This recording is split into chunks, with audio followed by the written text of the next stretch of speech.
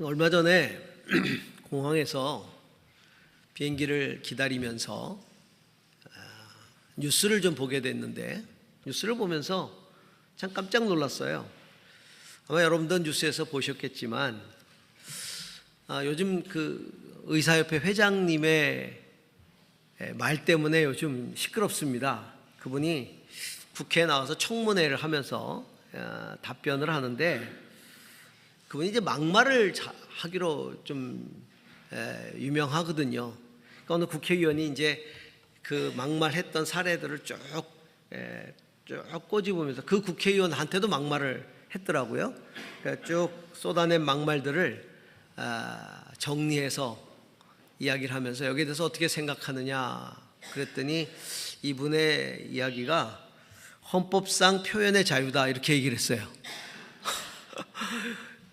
그것도 막말이에요, 그렇죠? 참 상식적인 의료인이라고 이해하기가 굉장히 힘들었고, 의료인으로 그가 살아가는 삶이 안쓰럽기까지 했습니다. 요즘 의료계가 여러 가지 쟁점들을 가지고 여러 가지 이야기들을 나누고 있지만 거기에 대해서 제가 이야기하려고 하는 건 아닙니다. 우리에게 감동을 주었던 의료 드라마들이 있었어요. 슬기로운 의사생활 아마 보신 분들은 보셨을 겁니다. 또 낭만 닥터 김사부 보셨을 거예요. 깊은 울림을 줬어요. 굉장히 높은 시청률을 기록했었고, 근데 왜 그런 울림을 줬을까요? 그런 드라마들이. 물론 드라마는 의료계의 현실을 다 정확하게 담아낼 수는 없었을 겁니다. 그럼에도 불구하고 국민들이 큰 관심을 가지고 시청했고 감동을 받은 이유가 있다면, 힘들고 어려운 그 의료계 현실에도 불구하고 그 의사라고 하는 직임의 가치를 알기 때문에 그 사명에 최선을 다하고자 하는 그들의 삶의 자세를 보고 국민들이 공감을 했던 것이죠. 힘들고 아픈 그리고 어려운 문제들을 접하면서 거기서 갈등을 겪고 고뇌를 하면서도 자신들의 삶의 본질에 최선을 다하며 그 삶을 나름대로 즐기는 그 모습은 그들처럼 이 세상을 똑같이 살아가고 있는 우리들, 세상살이에 지치고 힘들어 하는 우리들 모두에게 삶을 긍정적으로 대하고 그리고 책임 있게 살도록 하는 용기를 주었어요. 그래서 백현의 설교보다도 더 묵직한 감동으로 저희에게 다가왔습니다. 저한테는 그랬어요. 제가 설교하는 것보다 훨씬 은혜로웠어요, 그 드라마가. 가끔은 문화적인 툴 이런 것들이 이야기보다도 훨씬 감동으로 다가올 때가 있죠. 얼마 전에 기억하시겠지만은 그 세시봉이라고 하는 그 가수들이 있잖아요. 옛날에 세시봉이라는 다방에서 활동을 했던 송창식, 윤형주, 김세환 이런 분들, 저는 그들의 음악을 들으면서 자랐던 세대예요. 그래서 굉장히 좋아하죠. 그 음악을 굉장히 좋아하죠. 세시봉의 음악을 굉장히 좋아하고, 트윈폴리오의 음악, 김세환 씨의 음악 굉장히 좋아하는데, 아쉽게도 이제 한동안 들려오지 않았었어요. 옛날 사람들이니까. 그러다가 어느 프로그램에, TV 프로그램에 이분들이 나왔는데 거기서 대박이 난 거예요. 그 프로그램에 막 사회자들이 눈물 흘리고, 한마디로 말하면 은혜 받았어요. 그 프로그램에 국민들이 은혜를 받아가지고 저도 그 프로그램 보면서 눈물 흘렸거든요. 갑자기 옛날 생각나고, 제가 군대 갔을 때 그 군대에서 트윈폴리오 노래해가지고 뽑혀가지고 사병들 앞에서 노래 부르라고 그러고 그랬어요. 웨딩 케이크. 군대에서 웨딩 케이크가 뭡니까? 트로트를 불러야 되는데 군대에서 웨딩 케이크 가지고 근데 이분들이 거기서 대히트를 친 거예요. 그러면서 이렇게 전국 순회를 쫙 돌았어요. 미주까지 하고 막. 그때 제주도에 이 팀이 왔습니다. 윤영주 장로님이 온누리교회 장로님이시거든요. 제가 맡았던 교구의 공동체의 순장이셨어요. 그래서 가깝게 지냈기 때문에 저한테 티켓을 보내주셨어요. 그래서 그 티켓을 가지고 제주 공연을 갔습니다. 한 2시간 반 했나요? 폭풍 눈물을 흘리면서 봤죠. 들었죠.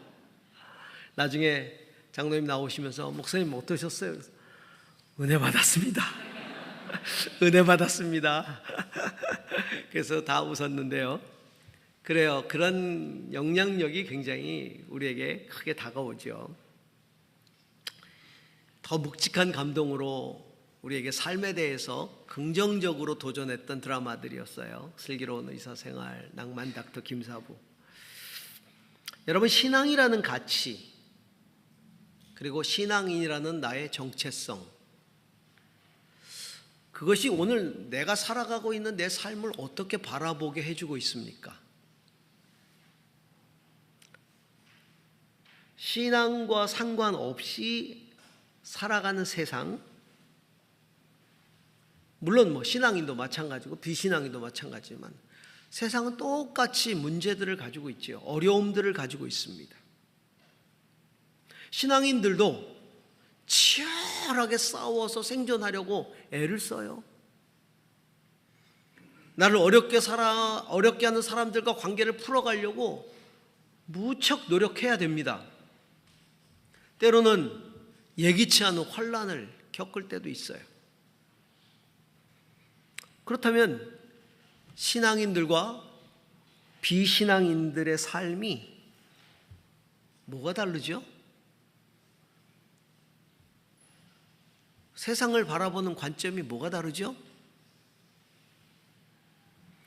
슬기로운 신앙인은 어떻게 슬기롭게 살아가야 되죠? 결론을 얘기하자면 슬기로운 신앙은 내 인생이, 내 삶이 하나님의 선물이라는 걸 깨닫는 거예요. 그러면서 기쁨을, 그 선물을 누리는 거죠. 기쁨으로 그 선물을 누리면서 하나님을 영화롭게 해야 되는 거예요. 오늘 우리가 지혜자 솔로몬의 인생론을 좀 들여다보고자 합니다. 그가 어떻게 우리의 삶에, 하나님을 경외하며 살아가는 삶에 대해서 이야기를 하고 있는지, 인생을 어떻게 보고 있는지, 모든 것을 다 누리고 살아봤던 지혜자가 우리에게 삶에 대해서 어떤 권고를 해주고 있는지 우리가 좀 살펴보기를 원합니다. 자, 전도서 9장 7절입니다. 함께 읽습니다. 지금은 하나님이 내가 하는 일을 좋게 보아주시니 너는 가서 즐거이 음식을 먹고 기쁜 마음으로 포도주를 마셔라. 네. 지금은 하나님이 내가 하는 일을 좋게 보아주시니 너는 가서 즐거이 음식을 먹고 기쁜 마음으로 포도주를 마셔라.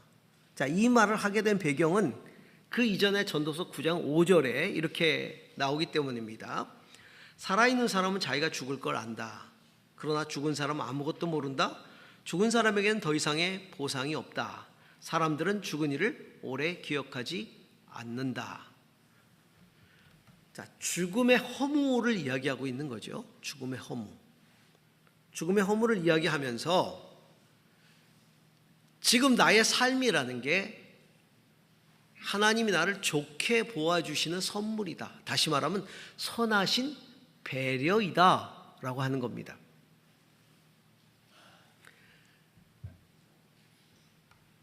모든 걸 누려본 솔로몬, 부도 누려봤고 권세도 누려봤고 인기도 누려봤고 명예도 누려봤고 모든 걸 다 누리고 심지어는 쾌락까지도 다 누려봤던 그가 가장 허무하게 느끼는 건 자기 앞에 와 있는 죽음이죠.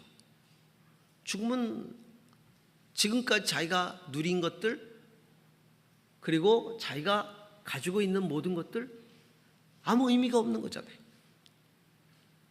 죽음이라는 건 모든 걸 다 허무하게 만드는 게 죽음이라는 거죠. 그래서 그가 죽음으로 가까이 갈수록 더 느끼는 건 뭐냐면 살아있는 게 신의 선물이다 라는 생각이, 은혜다라는 게 은혜의 선물이다.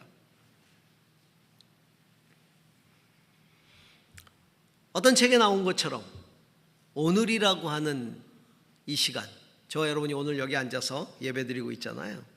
오늘이라고 하는 이 시간은 어제 세상을 떠난 사람이 그렇게도 살고 싶어 했던 시간이다. 그래요. 오늘 이 시간은 어제 세상 떠난 사람이 그렇게 살고 싶어 했던 시간이 오늘이. 우리는 오늘이란 시간을 또 선물로 받았습니다. 그래서 하나님이 주신 삶이라는 선물을 기뻐하면서 누리라는 거예요. 우리의 인생을 선물로 여기고 기뻐하라는 겁니다. 이것은 긍정적으로 대하라는 거예요. 적극적으로 대하라는 거예요. 즐거이 음식을 먹고 기쁜 마음으로 포도주를 마시라 이렇게 표현을 했는데, 이것은 뭐 탐욕과 쾌락으로 살라는 의미가 아니라 긍정적인 기쁨으로 삶을 누리라 이런 뜻이에요. 긍정적인 기쁨으로 삶을 누리며 살아가라. 하루를 살더라도 긍정적인 기쁨으로 내 삶을 바라보고 기쁨으로 그것들을 누리면서 살아가라. 인생이 선물임을 깨닫지 못하면요, 우리의 삶을 상황으로 해석할 수밖에 없어요. 그렇잖아요. 내 삶을 바라보는 필터가 상황이라는 거예요. 내가 가진 것, 그 다음에 나의 지위, 혹은 내가 이 세상에서 맺는 관계들, 이런 상황들 속에서 내 인생을 바라보기 때문에 객관적으로 만족하기가 어려워요. 우리들 중에 내 삶에 대해서 만족스러운 사람이 과연 몇 프로나 될까요? 절대적으로 만족할 만한 그런 상황이 있을까요? 없어요. 우리는 다 상대적으로 비교하고 바라보고 상황적으로 내 삶을 해석하는 거죠. 그러니까 불행하다 느끼는 거예요. 불행하다. 그러니까 부정적인 시각으로 인생을 바라볼 수밖에 없지요. 그렇죠? 반면에 나의 생이 하나님의 선물이라는 것을 깨닫는 순간 나는 상황을 넘어서 삶 자체의 가치를 인식하게 되는 거예요. 그리고 그 의미를 다시 깨닫게 되는 것이죠. 제가 여러 번 예를 들어드렸고 우리가 영상도 봤고 했던 인물 중에 닉 부이치치라고 하는 인물이 있었죠. 호주에서 태어나신 분, 1982년에 태어나셨는데 태어날 때부터 팔다리가 없었어요. 몸통만 있어요. 몸통하고 얼굴만. 다리 없고 발만 거기에 붙어 있어요. 이렇게 펭귄처럼.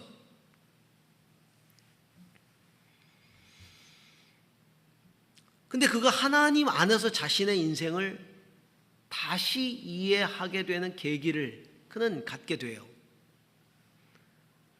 그는 전 세계를 다니면서 지금 희망전도사, 행복전도사로 사람들에게 희망과 행복을 전하는 그 일을 하고 있어요. 참 놀라운 일을 하고 있어요. 그가 이런 얘기를 했습니다. 태어날 때부터 제게는 팔다리가 없었어요. 태어났을 때, 제가 태어날 때 간호사들은 모두 울었고 아버지는 신음했고 어머니는 저를 보고 싶지 않다고 했어요. 하지만 아버지는 닉은 아름답다. 신이 우리를 도울 거다라고 말씀하셨죠. 실수로 제가 태어난 게 아니라고 했어요. 어머니가 저를 받아들이기까지 4개월이 걸렸어요.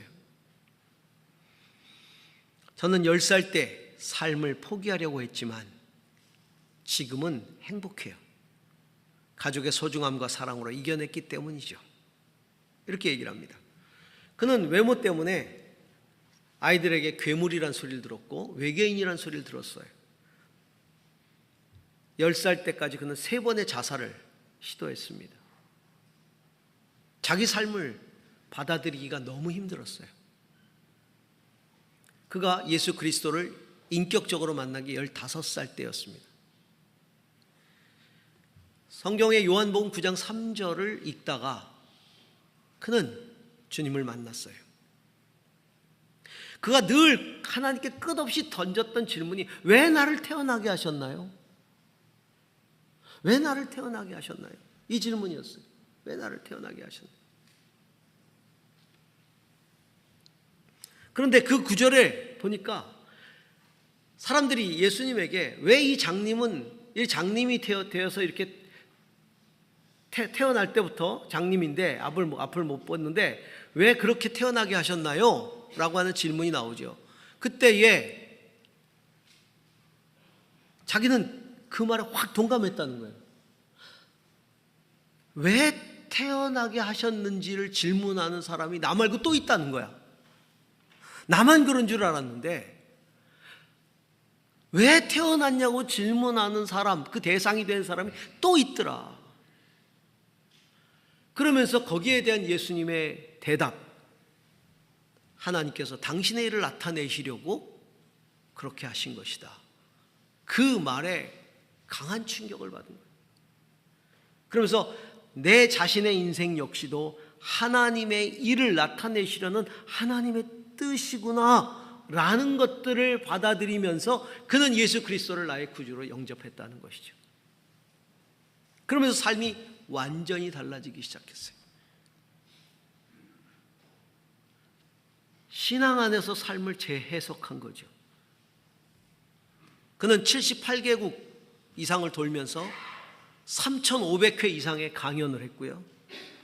지금도 서핑, 수영, 골프, 드럼, 요리 그런 것들 다 하면서 세상을 즐겨요. 정말 즐겁게 살아갑니다. 저는 서핑도 한번 해본 적이 없어요. 제주 바다에 살면서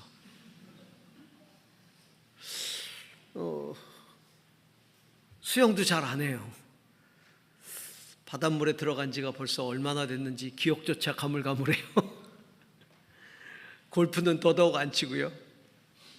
드럼도 못 쳐요. 요리라고는 자신 있는 게 라면 끓이는 거 김치찌개 2개밖에 없어요.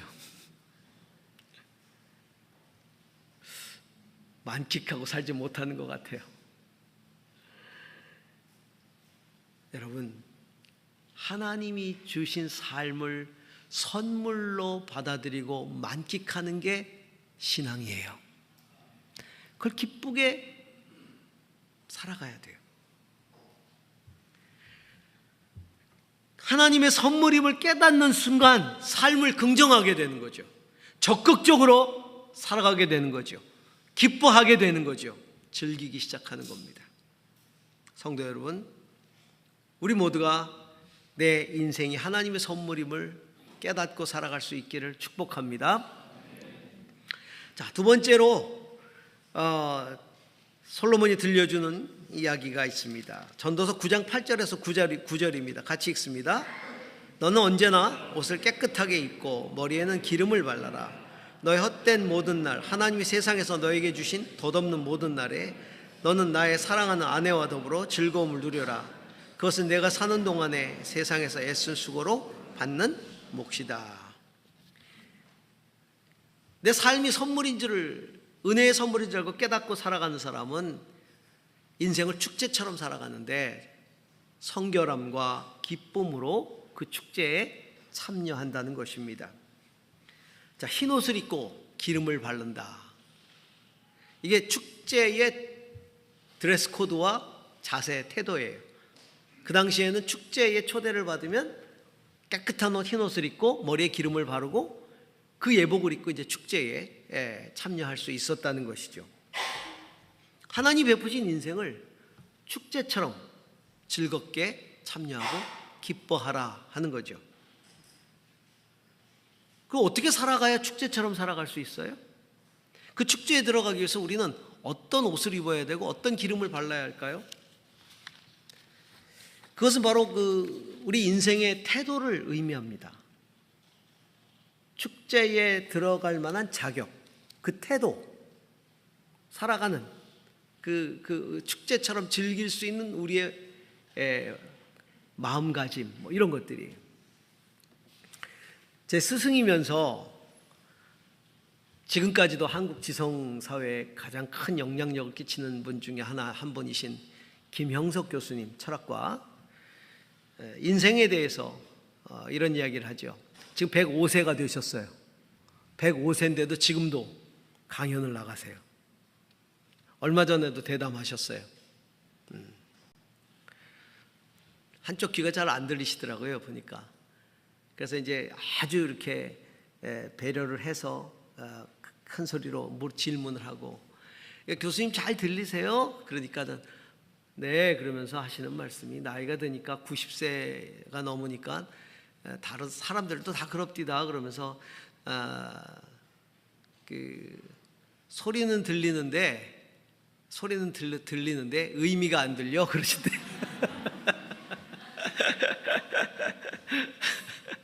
네, 대단하시죠. 지금도 그렇게. 그분이 이런 얘기를 하셨어요. 30까지 살았을 때는, 30까지 살았을 때는요, 30까지의 인생이 자기 발전, 자기 성장의 기간이었다는 거예요. 자기를 교육을 통해 키워가는 기간. 그 기간의 최대의 행복은 즐겁게 사는 거였다는 거죠. 내 자신을 즐겁게 하는 것. 30까지. 그러다가 이제 취직을 하고 은퇴할 때까지, 적어도 한 60에서 65세까지 인생은 취직해서 사람들과 더불어 사는 인생이었다는 겁니다. 직장에서 사람들과 더불어 살면서 자기 목표를 위해서 달려갔던 시기, 그때의 최대 행복은 성공하는 것이었다. 성공하는 것이었다. 사람들과 함께하면서 성공을 거두는 것. 그리고 65세 은퇴 이후에는 지금까지 살아온 나의 열매, 삶의 열매를 다른 이들과 나누는 시간들이었다. 다른 사람들과 내가 거둔 삶의 열매를 나누는 시간들이었고, 그 기간의 최대 행복은 그 나눔으로 얻는 보람이었다. 이렇게 얘기를 합니다. 그러면서 인생의 황금기는 65세부터더라. 65세부터더라. 그때부터 비로소 철이 들기 시작했다. 이렇게 말씀하세요. 이것은 우리가 인생이라는 축제에 참여하는 자들이 그 시기에 합당하게 축제를 즐기는 태도가 필요하다는 것을 우리에게 알려주고 있어요. 이렇게 돌아보니까 저도 딱 맞는 것 같아요. 20대에는 성장통을 심하게 겪었거든요. 그러면서 어떻게든 즐거운 인생을 살려고 했어요. 근데 돌아보면 참 이기적이었던 것 같아요. 머리로는 참된 가치를 동경하고, 입으로는 진리를 외치고 정의를 외치고, 근데 막상 제 자신은 그렇게 살지 않았어요. 개인적인 즐거움을 더 많이 추구했던 시간들이었던 것 같아요. 그래도 20대에 사람들이 많이 수용해 준 것 같아요. 젊으니까, 아직 성숙하지 않으니까 젊을 때 한번 그래 보지 뭐, 언제 그러겠어? 그러면서 많은 부분을 수용해 주셨던 것 같아요. 사회가 수용해 주기도 하고요. 그렇죠? 30대 됐을 때 이제 소명을 받고 이제 목회의 길에 접어들었죠. 성경적인 가치를 따라 살려고 몸부림쳤던 시간들 쭉. 그러면서도 내면에는 성공이라고 하는 목적이 자리 잡고 불쑥불쑥 고개를 내밀었어요. 성공해야지. 목회가 무슨 성공이야? 예수님의 가치를 따라 살아야지. 그러면서도 한편으로는 그래도 성공해야지. 이 두 개가 본질적인 가치와 성공의 욕망이 계속해서 충돌을 해왔던 시간이었던 것 같아요. 교수님 말씀대로 60이 넘으니까 철들더라고요. 철이 들기 시작한 거예요. 든 게 아니라 60이 넘으니까 철이 들기 시작하더라고요. 사랑하고 흘러보내는 그런 삶에 대한 가치가 더 크게 저를 다스리기 시작하더라고요. 여러분, 그렇게 30대 이후에 동료들과 함께 공유하면서 성공을 향해 달려가야 할 그 시기, 또 은퇴 후에 나눔을 통해 보람을 찾아야 하는 그 시기에 20대처럼 자기만을 위한 즐거움을 추구하는 모습으로 내 삶을 즐기려고 한다면, 그런 자세로 인생의 축제에 들어가려고 한다면, 또 그렇게 살아간다면, 그러면서 즐거워한다면, 스스로 만족한다면 많은 사람들을 어렵게 할 것입니다. 20대 때에는 수용이 됐지만 그 이후에는 수용이 안 돼요. 사람들이 그걸 수용하지 않아요.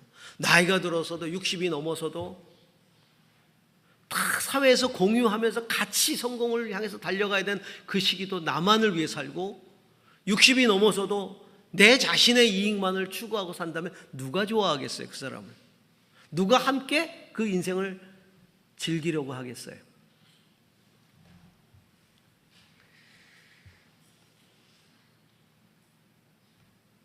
특히 가까운 사람들로부터 수용을 받기가 어려울 겁니다. 잔치를 즐기는 것 중요합니다. 그러나 때에 맞는 옷을 입고 그것에 합당한 기름을 바르는 그런 삶의 태도가 중요한 거죠. 오늘 솔로몬은 아내와 함께 기쁨으로 삶을 누리라 이렇게 말하고 있어요.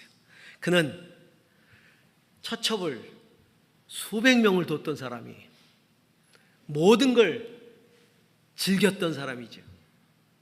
그가 그 모든 것들을 즐긴 인생의 후반에 깨달은 것은 뭐예요? 나와 가장 가까이 있는 사람, 나의 그 사랑하는 사람과 기쁨을 누리는 인생, 이게 진정한 축제라는 거예요.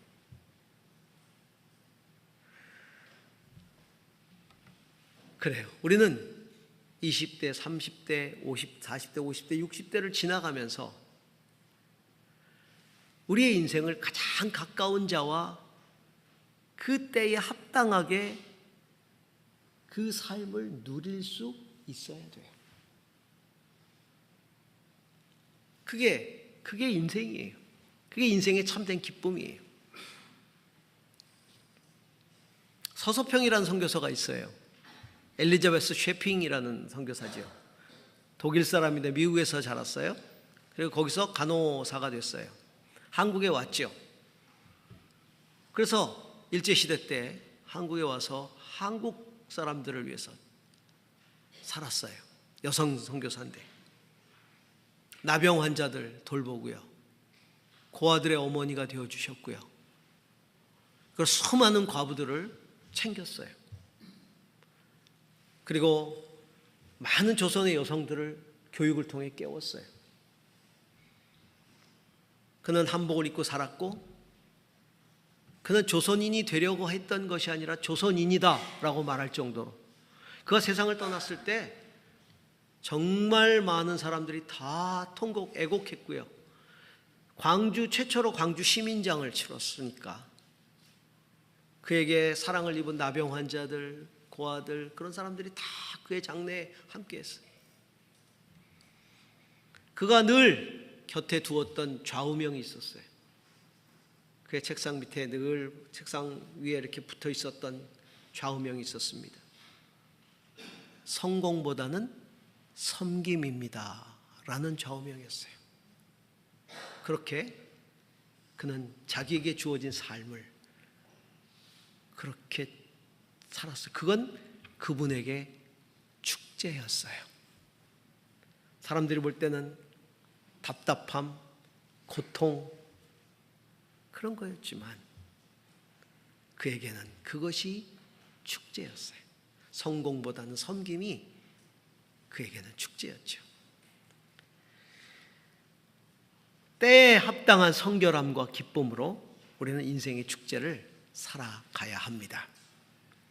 자, 전도서 9장 10절 같이 읽습니다. 그리고 고린도전서 10장 31절입니다. 내가 어떤 일을 하든지 내 힘을 다해서 하여라. 내가 들어갈 무덤 속에는 일도 계획도 지식도 지혜도 없다. 고린도전서 10장 31절입니다. 그러므로 여러분은 먹든지 마시든지 무슨 일을 하든지 모든 것을 하나님의 영광을 위하여 하십시오. 105세의 노 교수에게 죽음에 대해서 질문을 했어요. 교수님, 죽음을 어떻게 생각하세요?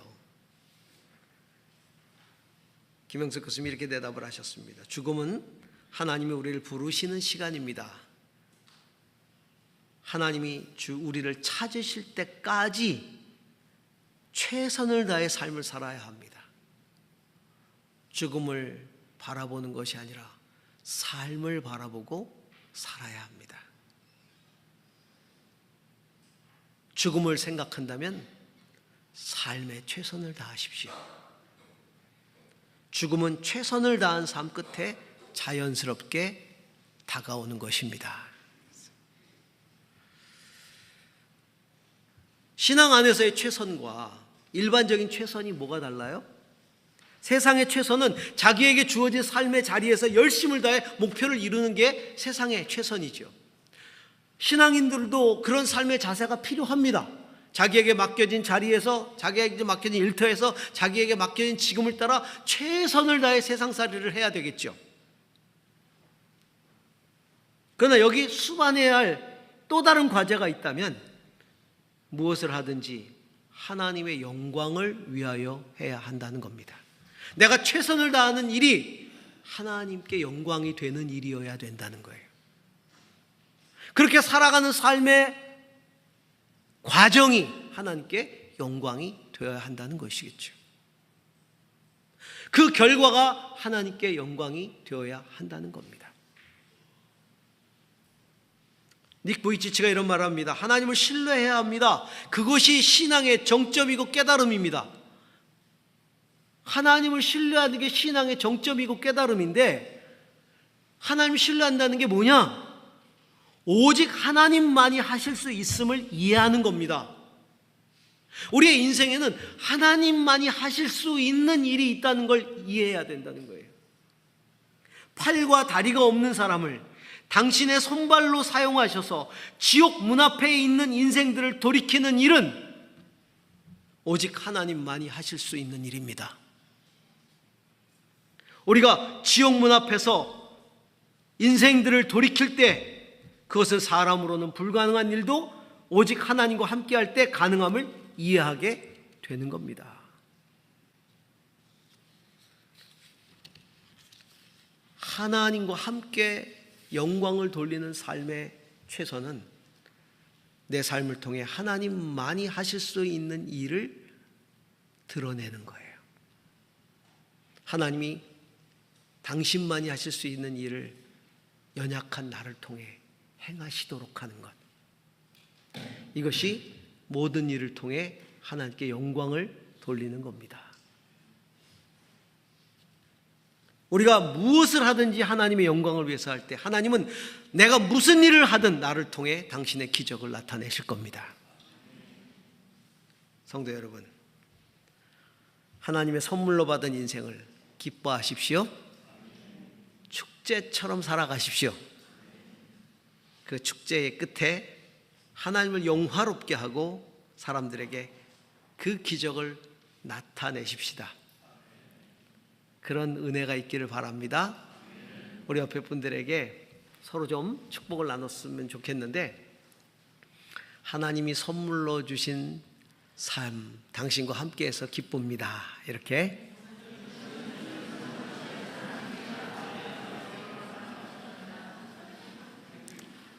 진심으로 나누셨어요? 예, 그래요. 우리 이 시대에 이 삶이라는 생명, 이 하나님이 주신 선물을 우리가 이 시대에 함께 나눈다는 게 얼마나 큰 기쁨이고 그리고 은혜입니까? 그렇죠? 저는 그렇게 생각합니다. 여러분과 함께 삶을 나눠서 너무 행복합니다. 아멘을 안 하시는 겁니다. 다른 선물을 기대하고 계시는군요. 기도하십시다. 하나님, 인생을 선물로 주셔서 감사합니다. 이 선물 기쁨으로 누리게 하시고 즐기되 우리의 시간에 합당한 예복을 입고 즐길 수 있도록 도와주시고, 내가 하는 일을 통해 하나님께 영광을 돌리고 하나님의 기적을 일으킬 수 있는 그런 삶이 되게 하여 주옵소서. 예수님 이름으로 기도합니다. 아멘.